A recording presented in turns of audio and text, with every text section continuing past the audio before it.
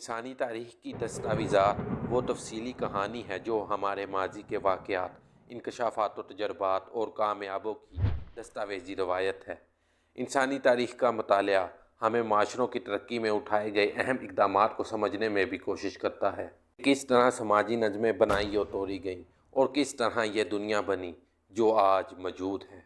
माजी के इंसानों ने अपने निशानात अपने इल्म व हुनर की सूरत में और आज के दौर में बाक़ियात की सूरत में भी परखे गए, जिनकी वजूहात में तग़य्युराती तब्दीली, ज़लज़ले जिसने बस्तियों की बस्तियाँ तबाह कर दी, वॉल्केनिक इरप्शन, सैलाब की वो शिद्दत जो कोई देखने के बाद ज़िंदा ना बचा, जिसमें बचने वाले निशानात हमें हमारे माजी के तासुरात से आशना करते हैं।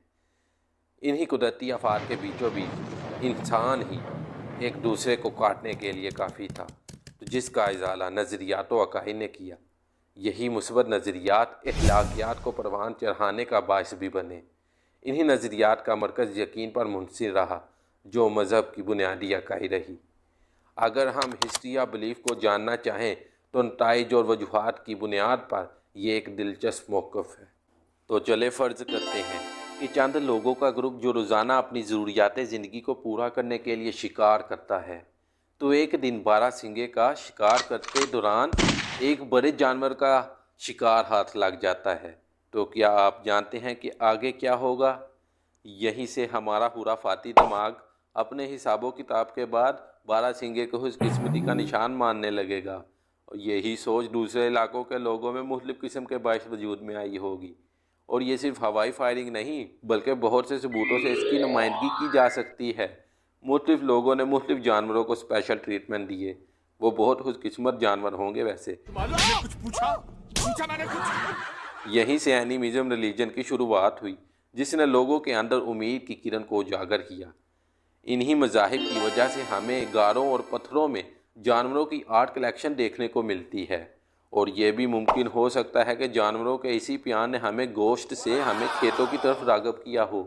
एनिमिज़म से तो ये बात समझने में बिल्कुल मुश्किल ना होगी कि किस तरह चाँद, सितारे, सूरज और आग इस मैदान में आए होंगे। तो बस नज़रियात बनते गए और मुश्किलात भी आती रहीं। इंसान का अपनी अक्ल व शऊर से चीज़ों पर काबू हासिल करता गया और जानवरों को अपने इस्तेमाल में लाया, लेकिन वो कुछ चीज़ों को काबू करने पर कासिर था। जैसे हमारे इर्द गिर्द हज़ारों ऐसी चीज़ें हैं जो हमारे काबू से बाहर हैं। बस यहीं से जो चीज़ काबू न हुई उसे देवताओं का दर्जा दिया जाता रहा और अपनी मन्नताओं के एतबार से मुख्तलिफ़ रस्मों का आगाज़ किया गया। इन्हीं नज़रियात ने पॉलीथीस मज़ाहिब की बुनियाद रखी जो कि तारीख़ी एतबार से बहुत सी सिविलाइजेशन जैसा कि Egyptian, Greeks and Roman gods में अपनाई। मुख्तसर ये कि इंसानी बसारत के करीब वो चीज़ जो काबू से तो बाहर थी लेकिन अहमियत की हामिल थी, पूजी गई। नताइज ये कि पहले यकीन किसी एक अमल के घटने से वजूद में आए और किसी कमी के बायस बेहतर यकीनों को वजूद में लाया गया और यही हिस्ट्री ऑफ बिलीव्स में हमें जानने को मिलता है। मौजूदा दौर में बहुत से लोग मज़ाहिब की अहमियत से नावाकिफ़ और नावाकिफ़ रहना ही पसंद करते हैं, क्योंकि मज़हब मानने वालों के लिए तो रोशन रास्ता जो इन्हें माशरे में नुमाया बनाता है, लेकिन न मानने वालों के लिए समाजी बंधन से कम नहीं। मज़हब मौजूद भी ऐसा ही है कि इसे अच्छे बुरे हर काम के लिए इस्तेमाल किया जा सकता है। कभी ताकत की लालच में मज़हब का फ़िल्टर लगाकर सब कुछ ठीक करना चाहा और कहीं इसे फैलाने के लिए ताकत का ही इस्तेमाल किया गया। तमाम मज़ाहिब अपने वक़्त की सच्चाई और ज़रूरियात के मुताबिक ही वजूद में आए, क्योंकि ऐसा मालूम नहीं होता कि ये गलत बुनियाद पर वजूद में आते, लेकिन इनमें बिगाड़ करना और ख़ास मकसद के लिए इस्तेमाल करना मुमकिन है। अगर मादी निगाह से इर्द गिर्द नज़र दोहराई जाए तो निगाह वापस लौट आए। कायनात बहुत वसी है। ज़मीन में इंसान से बड़ी एक से बढ़कर एक चीज़ है, जबकि ज़मीन से बाहर निकलने पर इंसान नज़र तक नहीं आता। सोलर सिस्टम में ही ज़मीन से कई गुना बड़े सियारे मौजूद हैं। इन सियारों से बड़ा खुद सूरज है। अब सूरज से बड़े कई सितारे और हैं। हर सितारा दूसरे से बड़ा मालूम होता नज़र आता है और अगर दिल को बड़ा करते हुए गैलेक्सी के नज़रिए से देख लिया जाए तो सोलर सिस्टम खुद रेत के दाने की मानंद नज़र आता है, जबकि इस जैसी अरबों गैलेक्सीज मौजूद हैं।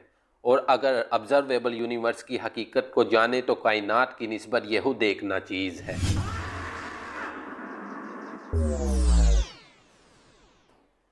लिहाजा इन तमाम हिसाबों किताब का मकसद वी आर नॉट स्पेशल, मगर स्पिरिचुअलिटी में हमारा यही एतराफ़ करना कि हम हास नहीं, हमें इस रस्ते में हास बनाता है।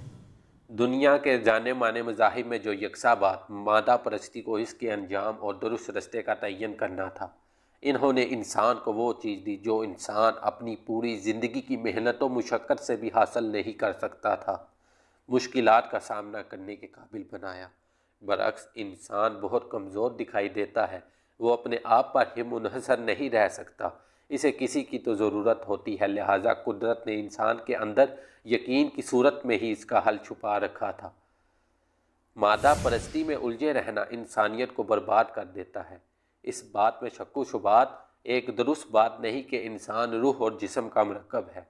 जिस्म की नशोनुमा मादी चीज़ों में, लेकिन इनमें इतदाल ना होना इंसान को जानवर तक बना देता है। लिहाजा मज़ाहिब रोशनी बन कर आए, मादा परस्ती के अवानाशी बन के आए और दोनों में इतदाल कायम किया। लेकिन मजहबी तालीमात को तूल देने के लिए मादा परस्ती को ही इस्तेमाल किया गया। जिस मज़हब की बुनियाद मादा परस्ती का अख्ताम था, वही इन सब में मसरूफ़ नज़र आती है। मज़ाहिब में जज्बात का बहुत अहम किरदार होता है। जो इंसान जो महसूस करवाता है वही तारुफ बन जाता है। बरअक्स जज्बात बहुत कमज़ोर होते हैं। इंसान वो महसूस नहीं करता जो वो होता है, बल्कि वो महसूस करता है जो वो करवाना चाहता है। मुख्तसर ये कि जज्बात को मैनिपुलेट किया जा सकता है। इसीलिए तो मज़ाहिब में इतनी अजीब चीज़ें देखने को मिलती, और उन सिर्फ लोगों को जो बग़ैर सही और दुरुस्त के कुछ मानना और जानना चाहते हैं। मज़ाहिब में ये चीज़ अक्सर देखने को मिलती है कि वो अपनी हकीकत के सिवा किसी और की हकीकत को समझने की कोशिश नहीं करते, जबकि हर मज़हब में ऐसी खास सोच, इमोशनल कनेक्शन और नज़रिए होते हैं जो इन्हें अपनी मनताओं से जोड़े रखते हैं। सच का मतलाशी किसी पर मुनहसर नहीं हो सकती, जबकि आप और हम सब किसी न किसी चीज़ के ग़ुलाम हैं, जो कि किसी भी सूरत में हो सकती है, जो कि शुरुआती मराहल का ही एक रास्ता है, लेकिन हमेशा के लिए नहीं रह सकता। मज़ाहिब में इसीलिए ही औरतों को हुक्मरानी पर तरजीह नहीं दी जाती, क्योंकि वो मर्दों की निस्बत लोगों पर ज़्यादा मुनहसर करती है। मुख्तसर ये कि किसी भी बंधन में बंधा शख्स सच में मिलावट कर सकता है, जबकि माजी में वुमेन एम्पावरमेंट की मिसालें मिलती हैं। चलिए तारीख़ के औराक पलटते हुए 25 साल इंग्लैंड की रानी का दौरे हुकूमत बयान करते हैं। ये 1558 की बात है, जब पूरे इंग्लैंड में राजा रानी का पोजेसन हुआ करता था। क्वीन एलिज़ाबेथ के रानी बनने के दौरान पूरा लंदन कर्ज़ों में डूबा हुआ, हर जगह चोर डाकू, मुल्क के हालात ख़राब थे। जबकि मजहबी एतबार से ईसाईयत मज़हब के दो बड़े फ़िरके कैथोलिक और प्रोटेस्टेंट के दरमियान इतराज़ात नहायत संगीन हद तक जा पहुँचे थे।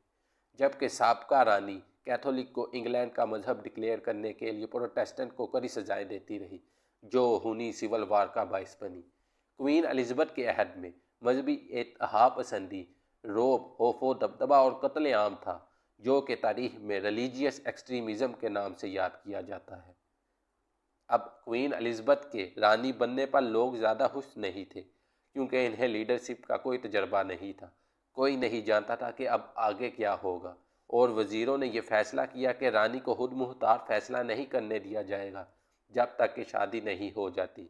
लेकिन रानी ने स्टेट के हर मामले में इन्वॉल्वमेंट दिखाई, अपने काम में ईमानदार रही।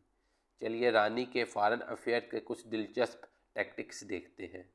स्पेन ने जब यूरोप पर वार शुरू करना चाही, तो रानी ने फ्रांस के लीडर से शादी का इंटेंशन दिखाया, और नतीजा ये हुआ कि स्पेनिश फ्रेंच इंग्लिश अलायंस से डर कर पीछे हट गया। और जब पार्लियामेंट ने फैसला किया कि अगर वो शादी नहीं करती तो फंड को बंद कर देगा, और फिर रानी यही टैक्टिक इस्तेमाल करते हुए शहजादों से शादी का इंटेंशन दिखाते हुए, और जब फंड अदा कर दिए जाते तो रानी के इंटेंशन फिर से ठंडे पड़ जाते। रानी ने यह तो साबित कर दिखाया कि वो अपने दम पर हुक्मरानी कर सकती है। हम इख्तितामी सफ़र पर आ चुके हैं। इन वाक़यात से वैल्यूज़ हासिल करते हुए अपनी ज़िंदगी को बेहतर और बामायनी बनाने की कोशिश करते हैं। इस वाक़े से हमें मजहबी तकसीम देखने को मिली, जबकि सच के दो पहलू नहीं हो सकते। बरअक्स क्वीन मैरी ने अपनी सोच दूसरों पर मुसल्लत करना चाही, जो बहुत सी बदफेलियों का बाइस बनी।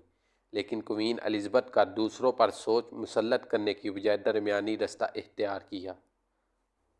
मज़ाहिब में लोगों का मुंतहिब खास नाम जो खालिक व कायनात की नुमाइंदगी करता है, हमें पाक करता है। क्योंकि अगर कायनात के खालिक ने हमें बनाया है तो हमारे अंदर भी दुनिया को बना रखा है, जो कि हास काम हास तरीके से ही मिलता है। इंसान दुनिया की हर चीज़ को तो धोखा दे सकता है, लेकिन महज खुद को कभी धोखा नहीं दे सकता, और अपने अंदर मौजूद दुनिया को। और यही दुनिया इंसान का तारुफ बन जाती है। यहीं से इस वीडियो का इख्तिताम किया जाता है। अपना ख्याल रखिए और मुझे इजाज़त दीजिए। Universal talk, over and out.